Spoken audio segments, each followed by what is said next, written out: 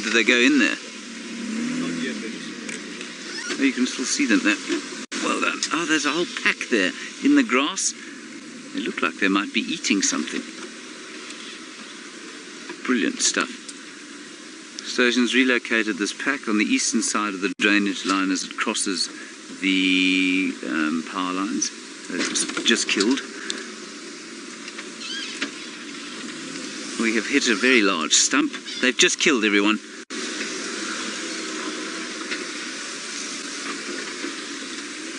Oh, this is fantastic. I suspect a nyala or bushbuck copped it.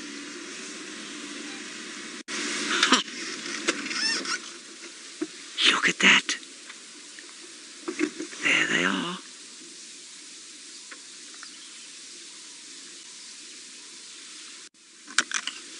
Hello, chaps. Very quiet. And as I was saying, cat egalitarian eating. Nobody's fighting over food. Everyone's taken their share off. That looked like a fairly big bone. Let's move slightly closer in. Very helpful if Rusty wouldn't rev quite so high every time we start her.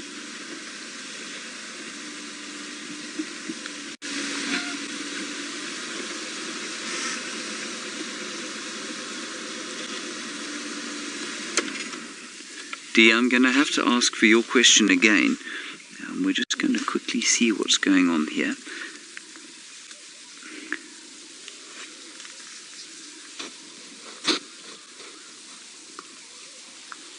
Yeah, I think it's a nyala.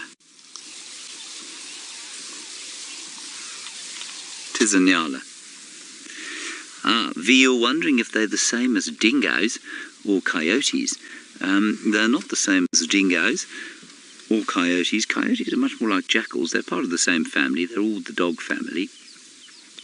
But wild dogs are in a genus all of their own, which means they cannot interbreed with things like wolves, domestic dogs, coyotes, or indeed dingoes.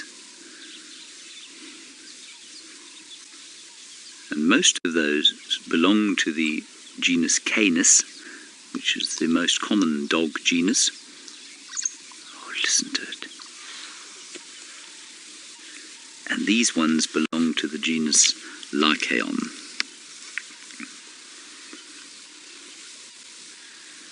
Right. Oh, seems to be a bit of mating behaviour going on there. It's probably two youngsters. Now, Siberia Zumi, I'm afraid I cannot answer this question. You say to me, oh, is this the Investec pack? I have lost track of who's who and how and where. I don't know, I'm afraid. It's been so long since I saw the pack this size that I'm not sure which pack it is. Not even sure how many we have here. And of course it's quite difficult to tell with them all knocking about the place, running like they are. But there are a lot of youngsters. I can't see, I don't think more than 3 adults or so. Here's an adult coming to the left, on the left. Oh, hello. I don't think you should climb onto the car. David, I think that dog wants to give you a piece of its breakfast. Wouldn't that be nice? Would you like a piece of nyala for breakfast? Hello, little wild dog. Right, now going back around the side. I was saying that everybody shares and they get their share. Well, they do normally.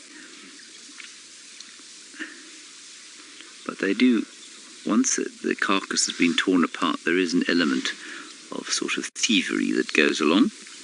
But it seems to be much more good-natured than it is, for example, with lions.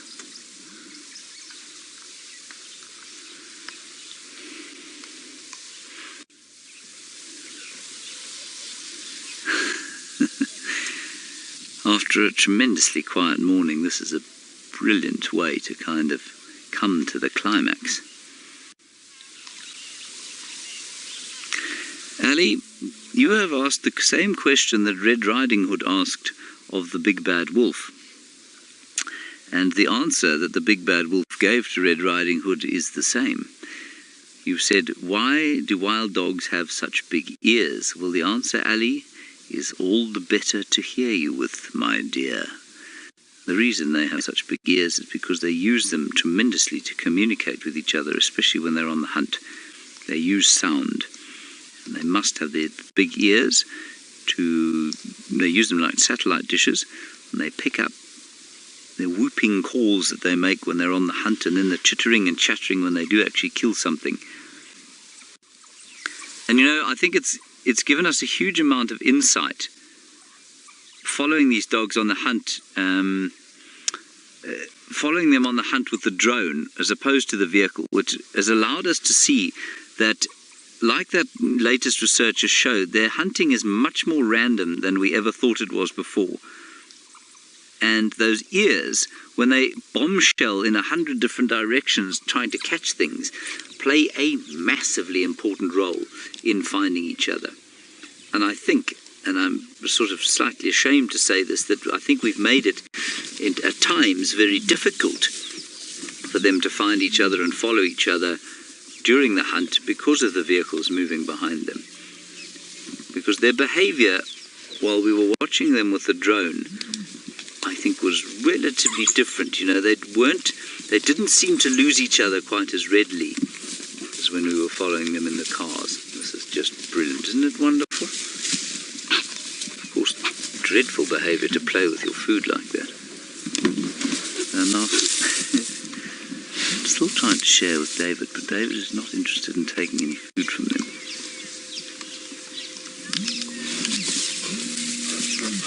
Akib, you want to know how long ago I think they made this kill? I don't think more than 15 minutes ago.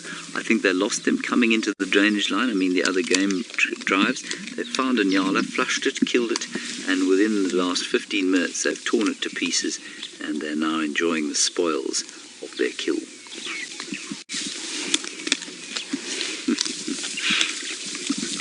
This is wonderful stuff.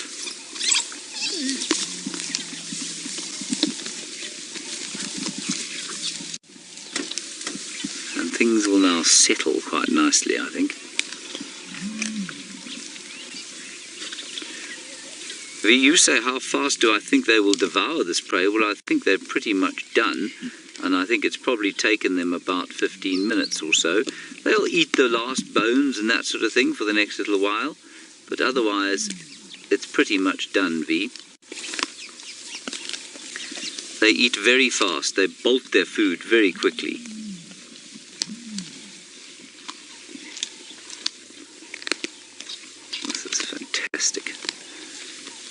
How lucky we are. And it doesn't seem that anybody else wants to come to the sighting, so we won't complain about that at all. We'll be more than happy to have it ourselves.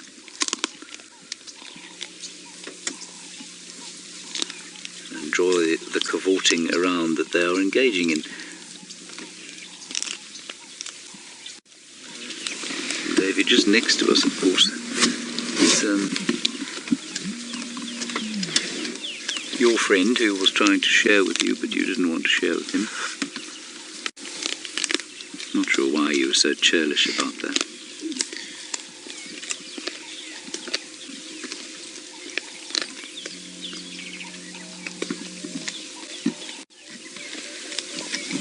Just one or two monotonous larks still calling in the background. Otherwise all is rather gorgeous peacefulness here.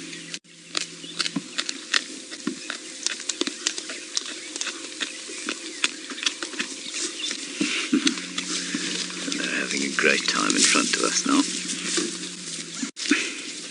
I imagine, David, filming a wild dog sighting is a little bit like being asked to film butterflies. More tricky. They don't sit still for very long.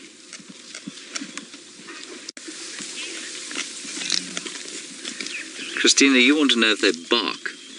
They don't bark like your garden variety Fido, no, but they do make an alarm bark, which I'm not going to imitate now because that might give them a bit of a fright. But it's sort of loud, and they do it once, so they'll get up and they'll go quite loudly. That's the only barking that they do. When they're communicating with each other, though, there's no barking. It's much more twittering, that sort of twittering sound that you can hear them making now. They do a lot of.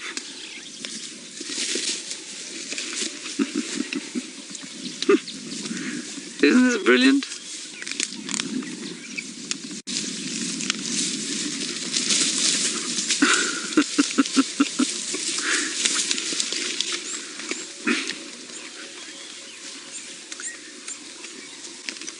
And you can see, I mean, immediately, because they are so active, they're always entertaining to watch. You never find yourself in a situation like you do often with lions, where you wonder if they're actually going to do anything other than lie around.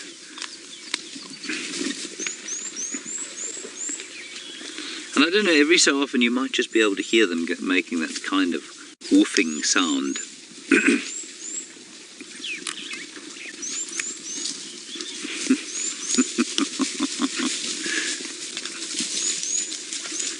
Justin, you want to know one of my best wild dog sightings? Well, that's a very easy question to answer.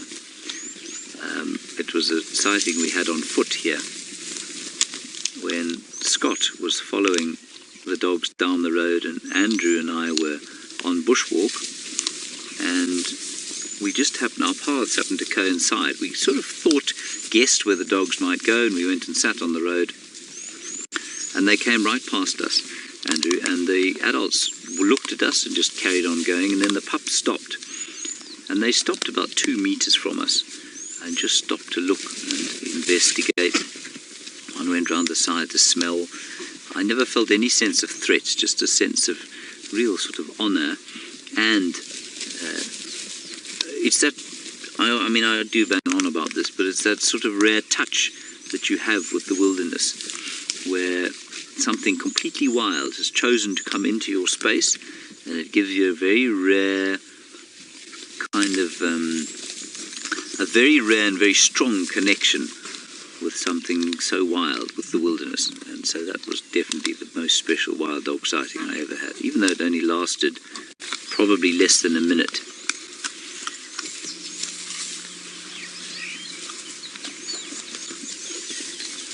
Very special indeed, that was. Wild dogs on foot are always special, and in fact one of the first big game sightings I ever had on foot was with wild dogs. And April, you say this is your first time seeing the wild dogs live. That's fantastic, April. I'm glad. I hope you're enjoying it as much as I am. You can see I'm shooting the odd photograph, trying to take a little bit of video, but it's impossible, of course, because these dogs are moving around at such a speed. So I'll probably delete all 7,000 that I've taken so far. You just feel things starting to settle slightly.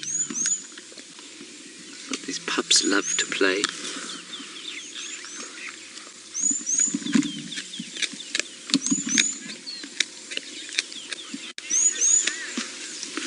Oh, Nicholas, you say, do they have a hierarchy? Absolutely they do, Nicholas. They live exactly like a wolf pack does. There's an alpha male and an alpha female. They kind of run the pack. They're the only two to breed normally, although sometimes a beta female does give birth. And the rest of them fall into a very strict hierarchy, and there's a definite omega dog. And that hierarchy is sorted not too long after birth. And eventually when they disperse, between 1 and 2 years often, the males will go off together and the females will go off together. They will probably maintain the hierarchy that they've had from birth. And that's set up by playing. Who knows? It's so interesting, you know, it's very interesting actually to watch the same sort of thing happening with human children. Who knows what creates it, or what, you know, what decides the hierarchy? Is it purely strength? Is it when you were born first? Is it some kind of random genetic predisposition to fighting, to being more aggressive? Who knows? it's always interesting to try and understand how the hierarchy forms and who fits in as an alpha and who fits in as an omega, because they all, of course, belong to the same parents. So unlike in the human society, for example, where in human society where, you know, kids will often take on the dominance that their parents feel, that doesn't happen with these dogs, because they come from the same parents. And much like a hyena clan, where also the youngsters will take their social status from their mother. It just doesn't happen here because their mothers, of course, they all have the same mother for all of the pups. So somehow it's either chance or there's some genetic condition or genetic predisposition to being the alpha or the omega.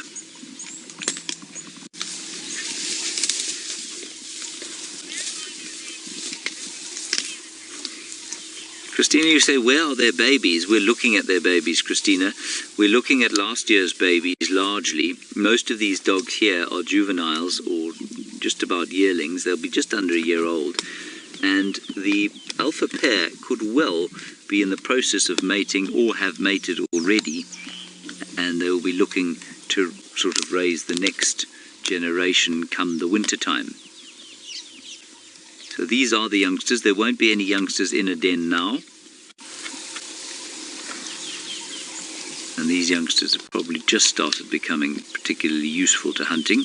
And one of the main reasons I say that, of course, is that we have here, they've killed a pretty, what looks to me like an adult Nyala cow. I mean, it's difficult to say from the little pieces that we've seen, but the one leg, pretty large. And that would be difficult. If this is, I think there are probably only 3 or 4 adults in this pack. And so, you know, a big Nyala adult, not that easy for them to have killed. So I'm sure these youngsters are making a contribution now.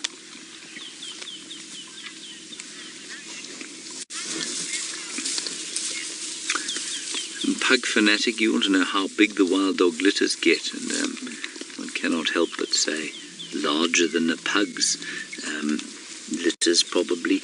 I've seen litters, I've heard of litters of up to 24 pups, which is obviously enormous, but it's not completely impossible. 18 would be large. Somewhere around 12 to 16 would probably be the norm.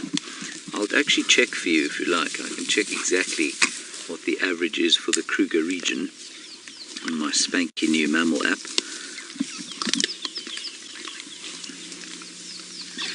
I'll look at under D for dog, shall I, David? Yes, good.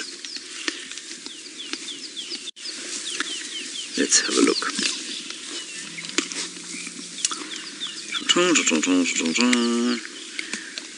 Distribution, I want mating habits. Of course, this is not set out very nicely. 7 + 1, 6 radium. And Michael, you want to know what determines when they disperse from the pack, which is just age, and eventually they hit puberty and they decide that they need to go and sort of leave home and set up life on their own. And mean pack size in the Kruger Park is 13.5 animals ±7, so I mean it is a massive variation there. It's almost impossible to say what the mean is. It doesn't actually give I don't think it gives a mean size for the... Here we go. Here we go. I'll get on to the dispersal now. Yeah, so they become sexually mature to just under 2 years, and round about then they'll move off. Now I'm just checking in here. Average litter size was 8, interestingly, in the Kruger. 8 + 2, ±2. I've seldom seen a litter size that small. So, I mean, that's obviously taken from quite a lot of research, but I'm not sure how modern it is. So So, yeah, it says 8 here, so maybe it's as much as 10 as the average. But I don't think that'll be very average. Oh, look at the injury. That's a horrible, horrible injury there. Ooh.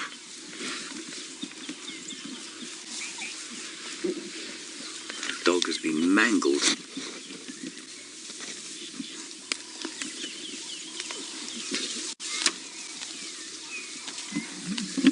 Look at the ears as well. That's not a youngster. Look at him. Or her.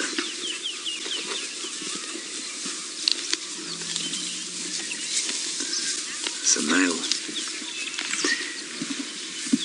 Now, R. Lara Moore, you say, could that be from another wild dog? I don't think so, no. I think that's from something like a lion or a leopard. It may be an injury from hunting. That is an old dog. I'm not sure I've ever seen a dog that old before. Ears mangled. It may even be a skin disease, you know. I don't think so, though. I think that's a piece of skin that's been torn off. Very, very skinny back end, losing muscle there. Okay, Byron, while I try and unfold the mysteries here, has managed to find a bird that he can't identify. They are still astoundingly running around, everyone. Having a wonderful time of it.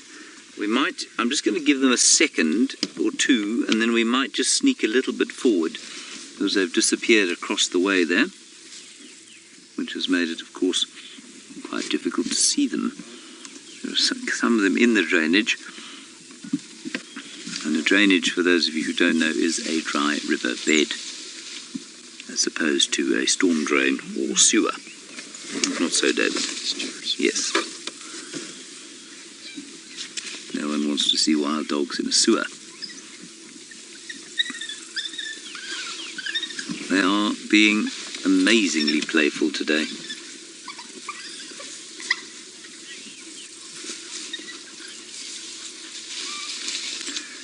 Hello, Mobile Paddy. You say there are different subspecies of wild dogs. Not officially. There might be. I mean, a subspecies is a designation that is based largely, I suppose, on almost guesses by people doing research. It used to be very much based on the phenotype, so what they look like. These days it's based entirely on genetics, and I do not know of any subspecies. I'm just checking that now, though.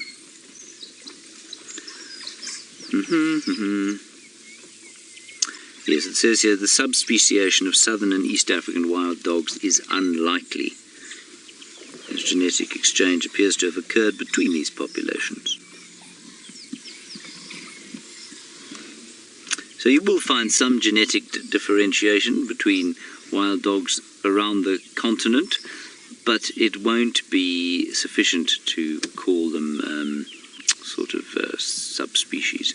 Costa V, you want to know if wild dogs are native to Africa. They are native to nowhere else, Costa V.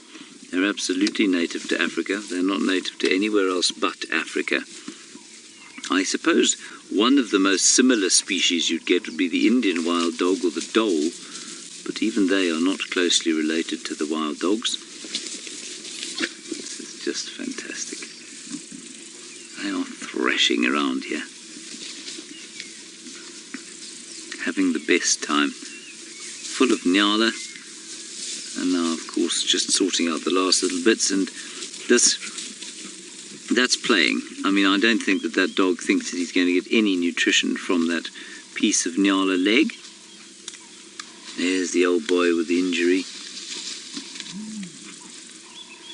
Now, just before you left us, I said I thought that he had quite a he'd lost sort of muscle definition on his hips, and that he looked a bit weak around there. I think that's just age.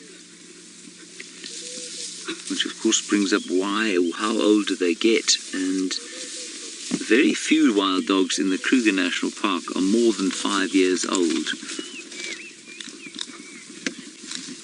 Lightning Guy, you want to know why they've got white tail tips. Well, Lightning Guy, just about any answer that has to do with why does an animal have white on it out here normally results in us saying, well, it's a following mechanism. In the case of the wild dogs, I really think that is the case. They hunt as a pack. They need to try and maintain some kind of visual communication with each other, and the great big white flag attached to your backside is a really good way of attracting attention. So they can fold them down if they're running, otherwise they can flick that white tail up and it becomes easy for them to see. And interestingly, I have come across one dog in my time that had a black tail tip. He was the alpha male of the very first pack that I came to know.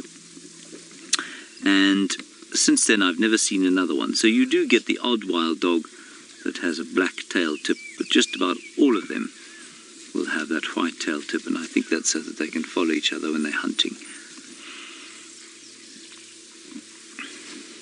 There you are. See it? Not entirely unlike a white-tailed mongoose's tail. Mohammed, you want to know what the closest related dog species would be? I don't know, actually. It would probably be something like a jackal. Again, I will consult the taxonomic notes. Blah, blah, blah, blah, blah, blah.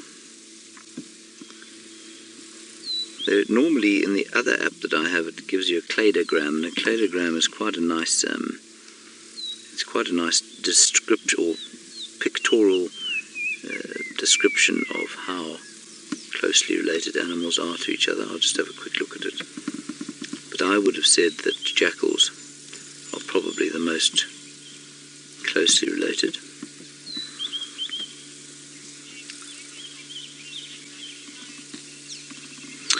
Alrighty, these dogs have disappeared. We might try and find them again. I don't know if I'll be able to get through this canyon in front of us, but in the meantime, Byron would like to tell you more about his male lion.